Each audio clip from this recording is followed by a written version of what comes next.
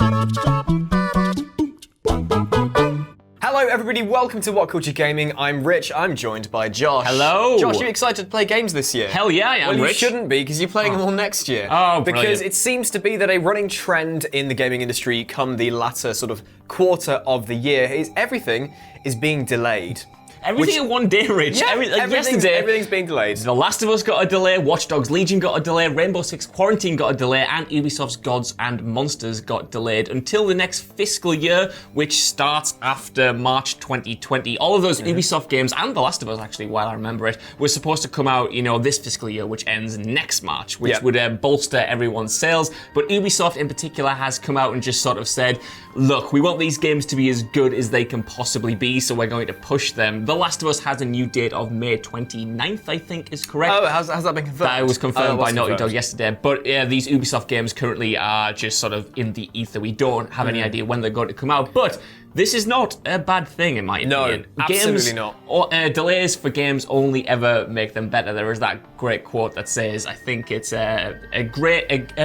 what is it? A bad game is sort of bad forever. Yeah. I don't know. Something smart and insightful that I can't mangle here. But anyway, the point is that Ubisoft, and I quote, wants more development time to ensure that their respective innovations are perfectly implemented so as to deliver optimal experiences for players. And that is a good thing, because over the past couple of weeks, months, this year especially has seen a lot of broken games come out that fans just haven't jived with. They've been empty, they've been bug fests like WWE 2K20, which we'll get onto in a bit, and we've just kind of been sat dejected. Is this the state of games at the moment? This surely can't continue, and hopefully this is a sign that publishers are actually paying attention and going to, actually polish their games so that they're full releases. Absolutely. I mean, as you said, things have been released and they've been buggy, they've been broken. Breakpoint has been one of the two bigger failures in terms of actual quality, in terms of the actual how robust the game actually is. Breakpoint, as Ubisoft has said, because this Ubisoft delaying stuff, this hasn't just suddenly come at, oh, we should try and actually make this better. It's come at we've done really badly so far this year. Let's try and make stuff up, because Ubisoft have said that Breakpoint's sales have been very disappointing. Very disappointing, and the Division was under expectations. I'm guessing Division has dropped somewhat, and Breakpoint has plummeted in terms of what they've expected. And if you've seen literally any coverage of Breakpoint, it's because the game is a mess. It's monetized to hell. It's buggy as crap, and it's just hollow. It's empty. It's just not. It's strange. People look back at the Ghost Recon series. I've not played the Ghost Recon games, but I know that going back to their original handful of games, like through the 360 era, they were some really, really good games. I remember getting very, very hyped to play Future Soldier, which I never actually got. Oh, it was actually a lot of people think it's okay. I really like it. But again, it's not the model that it is now. But the fact that companies are taking this approach and thinking, right, let's take the time to make this right, is good. It's not anything new. Last gen, Last of Us got delayed, which again, one of the greatest games ever made. Portal 2 got delayed by, again, only a couple of months. One of the greatest games ever made. Not to say that if they weren't delayed, they wouldn't be the greatest games ever made, but maybe there was just that little thing that just tipped it over the edge that took place in that last 5-6 months of a delay. I think Nintendo are the people who've really sparked this sudden realization that, oh wait, we need to make games right. Make games correct again. And then people will buy them, Rich. Yes. It's weird, isn't it? I mean, and like them. You may remember, I think this was early this year, or it might have been last year, I can't remember exactly, but when Metroid Prime 4 got delayed. And they said, right, it was last year. I think so. It's been delayed so many times now and rebooted. They were like, right, here's Metroid Prime 4, we're doing it. And then, so many months later, they say, right, we're starting again. We're going to give it back to Retro Studios, because I don't think they weren't doing Metroid Prime 4, which kind of seemed weird in the first place. But anyway, they said, literally, Nintendo just came out and they were like, we're really sorry. We're going to restart Metroid Prime 4 from the beginning. We're going to give it back to Retro, and we'll start it again. Yes, people were a bit pissed off. But there's in the long run, there's no leg to stand on being pissed off at a game delay. And genuinely, most of the people, when they said we're delaying it, were like, fine. Do it right. I mean, a couple of weeks ago when Doom Eternal got delayed, I was distraught. But then it's like, No. It's shut up, Rich. It's fine. They're delaying it for 5 months. Yeah. I can wait. I want to make it right. Sort of reaction to big delays, especially games you're looking forward to. I'm looking forward to The Last of Us Part 2 so much. Was looking forward to playing that in February next year, and it was sort of initially disappointing to hear that I had been pushed. But like you said, it always is. It's only on a personal level. It's got nothing on the sort of the developers. They should take the time to make great games, because we've seen this year when big titles are, beholden to their initial release dates. We know that from insiders that Anthem, for instance, was the latest that could come out was at the end of the last financial year, which ended on March 2019. So it went right down to the wire, and that was bad. That could have needed another 6 months of development time to get where it needed to be. I know it was still like November, but even like Fallout 76 could have done with another. Even if it did release right at the end of the fiscal year, earlier this year. Like, that could have helped it. Just give it a few more months. If it needs a few more months, you will miss financial sort of targets. But at the same time, we've now seen, thanks to, because all of this information came from an Ubisoft sort of financial report for their most recent quarter, and all of these games performed under expectations. But if you push a game out to sort of meet a deadline so you have something to bring to shareholders, that is great in the short term because you have something to show for it. Yeah. But if it's buggy, if it's a mess, if players don't resonate with it, it's going to hit you in the wallet anyway, like these games have evidently shown. It also brings crunch to the table as well. Exactly. It's the one thing that delaying will also combat is the crunch culture, because obviously it's only when they need to go, crap, we've got this release date, it's coming, because they're not going to budge on allowing that release date to be a bit more flexible. They're going to crunch people to death. It's like, we've had Sony have delayed Last of Us.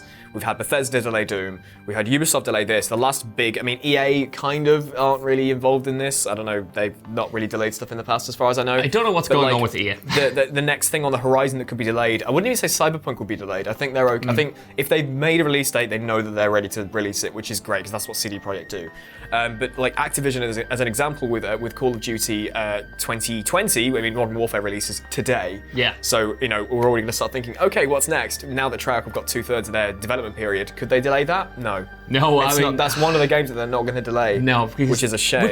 By the sounds of it, I'm not sure if you guys are clued up on the production for the next Call of Duty, but the rumors suggest that it's kind of been a mess. Sledgehammer and I think it was High Moon. Sledgehammer, High Moon, and Raven. They were all working on the next Call of Duty, but apparently Activision didn't like the way it was shaping up, so they brought Treyarch in to hopefully kind of retool it as a Black Ops game. But the fact remains that the Call of Duty series releases on a yearly cycle, and Activision are so hesitant to break away from that. We've seen Ubisoft, for as much as Ubisoft get wrong, they are sort of responsive when things aren't going well. When Assassin's Creed was coming out on a yearly schedule, they realized they were just driving it into the ground, so now it's on a 2-year schedule, and the series is all the better for it, and hopefully these games and these franchises will be the same. But yes, like you mentioned, Rich, there are some publishers which refuse to do it at all, and Activision is one of them, and maybe even EA. Hopefully EA has got the message as well, but I look at FIFA 20, that's been an absolute state as well. Yeah, man. And again, it's one of those things where it's so ingrained in doing a yearly release that delaying it isn't a thing. Yeah. But that's the thing, like getting a narrative game like something like The Last of Us,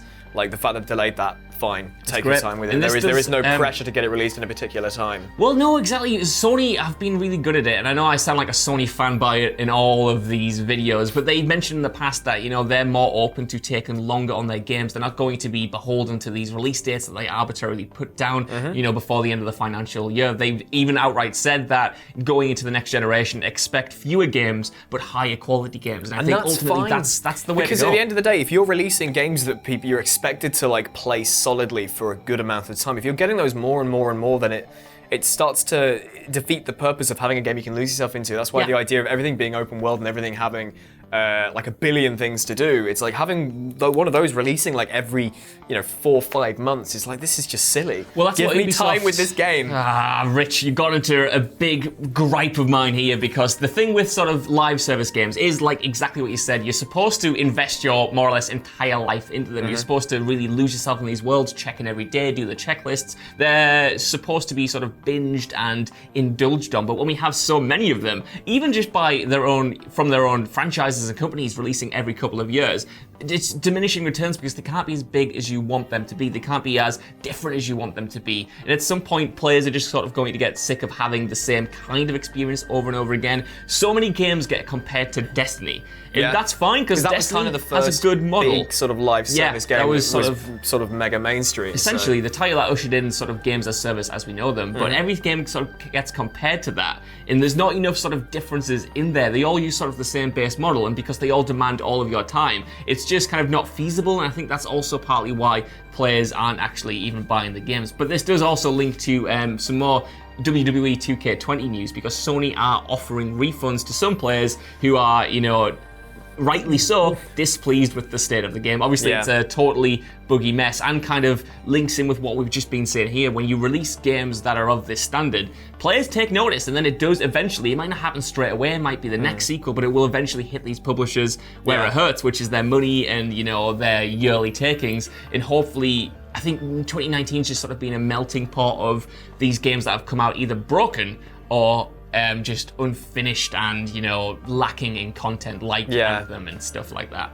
It's a shame, but also the idea that publishers are looking at this and going, okay, we can delay things now. If you're the kind of person to be like, oh, it's been delayed, oh, I hate this now, oh, it's rubbish, it's like, well then, that's kind of not naive, but just sort of silly, really, to have that approach. Yes, as we've said, it does feel like that when it instantly happens, that sort of sudden dread when you realise a game that you've been, like for me with Doom, because Doom is only going to be like less than a month away now, originally, and now it's going to be another 4 or 5 months away. And that sense of dread when I read it's been delayed till March, it's like, but at the end of the day, it's hard to swallow that, but when you do swallow it, it's like, okay, cool. Yeah, you can wait. It's fine. And there are so many games, Rich, to play. Yeah, I've got Outer Worlds and Modern Warfare to start. Don't remind me. Literally from today. Do not remind me. How do I get about playing one of these games I've been looking forward to, but also one of these games I'm going to lose myself in so much because apparently it's fantastic.